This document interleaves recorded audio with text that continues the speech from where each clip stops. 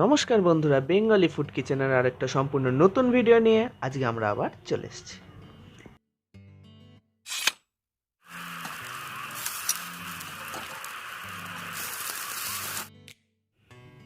আজকের রেসিপি ক্ষীর। ক্ষীর অতি সুস্বাদু খেতে। বাঙালিরা এই ক্ষীর খেতে খুবই পছন্দ করে। আমি প্রথমে কড়াইতে 1 লিটার দুধ ঢেলে দিলাম। আজকে 1 লিটার দুধের ক্ষীর বানাবো। এটা জন্মাষ্টমীর সময় অনেকে ঠাকুরের ভোগ দিয়ে থাকে। বিভিন্ন ঠাকুরের ভোগ হিসাবে এটা ব্যবহার করা যায়। হাই ফ্লেমে এই ক্ষীরটা আমি বানাচ্ছি। এটা কন্টিনিউ নাড়তে হবে, নাহলে নিচে লেগে যেতে পারে।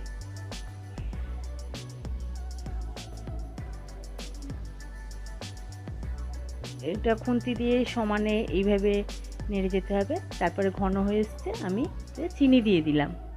যখন একটু ঘন হয়ে আসবে আমি এতে 5 চামচ চিনি দিয়েছি। ক্ষীরে খুব বেশি চিনি দেওয়ার প্রয়োজন নেই, 5 চামচ দিলেই যথেষ্ট। এবারে সুস্বাদু গন্ধের জন্য আমি এখানে 2টো ছোটো এলাচ দিয়ে দিলাম। দেখুন ক্ষীরটা ঘন হয়ে এসছে। এরকম অবস্থায় নামিয়ে রেখে দিলে এটা আরও ঘন হয়ে যাবে। মিশিয়ে নিলাম ভালো করে ছোটো এলাচটা। বেশ, ক্ষীর রেডি। তাহলে চলুন এবার টেস্ট করে দেখা যাক যে আজকের ক্ষীরটা কেমন হয়েছে। দেখে তো খুবই সুন্দর মনে হচ্ছে, এরকম মানে পুরো মিল্কমেডের মতো মনে হচ্ছে। হেভি, অসাধারণ, জাস্ট। এই রেসিপিটা আপনারা একবার বাড়িতে বানিয়ে খেয়ে দেখবেন। যদি ভালো লেগে থাকে তাহলে একটা লাইক দিয়ে চ্যানেলটা সাবস্ক্রাইব করে দেবেন। ধন্যবাদ।